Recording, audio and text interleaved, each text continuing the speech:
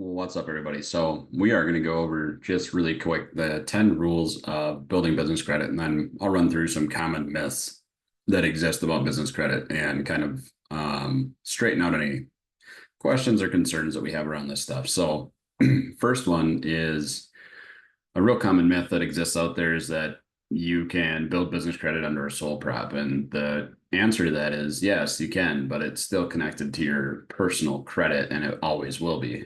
Sole props, by definition, are going to be connected to you as an individual and will never have any separation. So spend the extra money, set yourself up as an LLC or a corporation is going to benefit you in the long run.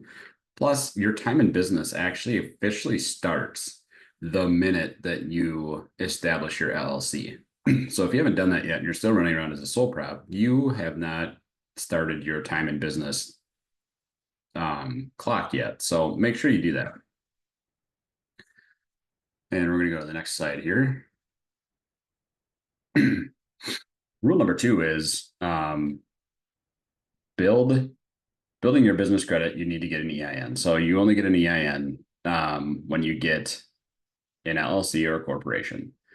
If you don't have either one of those things, you're not going to get an official EIN number. Yes, you do get a number as a sole prop, but again, it doesn't matter because it's not connected to you personally. It's still going to be connected to you personally. Sorry. Make sure that you open up a business bank account. And this is incredibly important no matter what you do, because you don't want to commingle your funds because that's going to look bad no matter what, right? So make sure that you get a bank account established under your business. You're going to need an EIN for that. So that means you're going to have an LLC or a corporation set up. Then too, from a lending standpoint, when you become a corp, whether that's an S corp or a C corp, you also become a more vetted business as well for lending, and this will make it a lot easier for you to get loans. This one's kind of an interesting one because I get asked a lot, well, I use my cell phone all the time, or I've got a business cell phone. That's great, but take the steps, go to Google, type in, how do I connect and register my phone number as a 411 account? You may have to use a different provider like RingCentral or Twilio or something like that in order to get this done and have it set up the right way, but it's 100% worth it. Setting up a business, building your business credit, set up a Google My Business account. What comes along with Google My Business? Well, it's important to have a Google Business account as a business because you should have a profile that's viewable out there and reviewable for your clients. This is going to help with your SEO, but think about, when customers search for you, what are they looking for? They're looking for validity.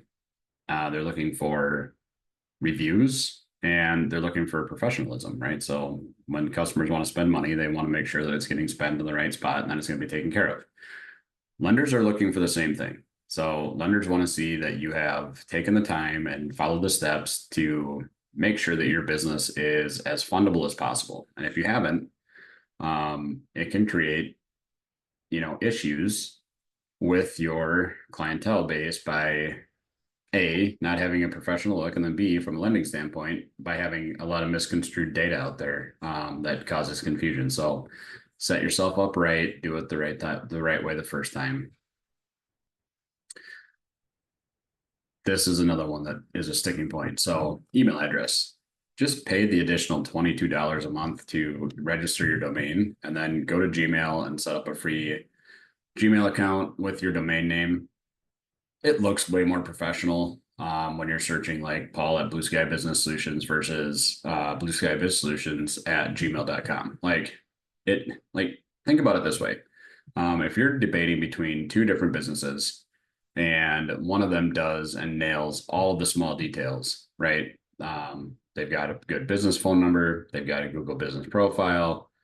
Their email when they send you a quote or when you reach out to them is like sales or info or whatever at theirbusiness.com versus sales for whatever at Gmail or Yahoo or Hotmail, whatever, doesn't matter.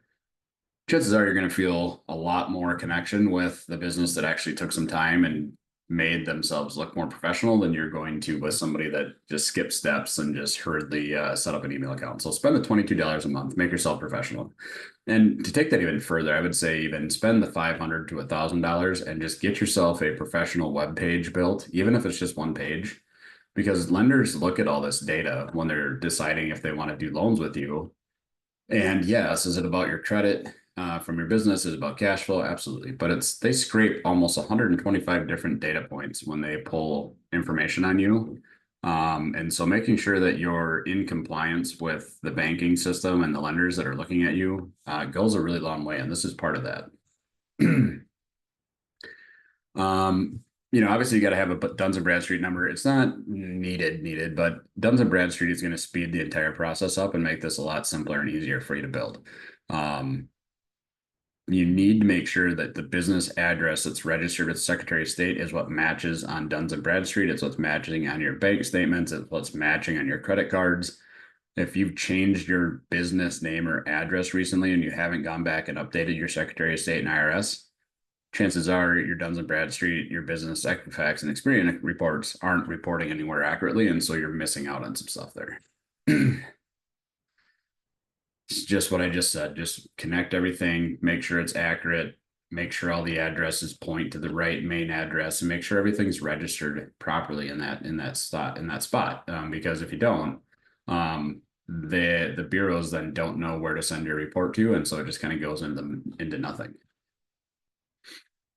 Monitor your business credit with Identity IQ. If you don't know where to go for this or don't know what to do, please just feel free to reach out to me and I will get you that. But you can pay for monitoring through Experian. You can pay through monitoring through Duns and Bradstreet. I personally say don't use Duns and Bradstreet paid for anything because it's just there's better sources out there. But monitor your business credit just like you would your personal. It's important. Apply for trade lines. Well, what's a trade line? Well, trade lines are store credits. Any business loan that you have that reports to business bureaus and credit cards that report to the business bureaus. Really, any money or expense that you're running through your business that is reporting to the business bureaus is considered a trade line. In order for a business to really be viable and build a good business credit score, you need to have at least 10 to 15 active trade lines reporting on your business credit report to really build up a strong profile, right? So our fundability program that I use checks all this stuff and helps build this out, and it is incredibly important to have it. So know what these things are. It can be Uline, Granger, Amazon Business, like any of those. As long as they report to the business bureaus, they're considered a trade line.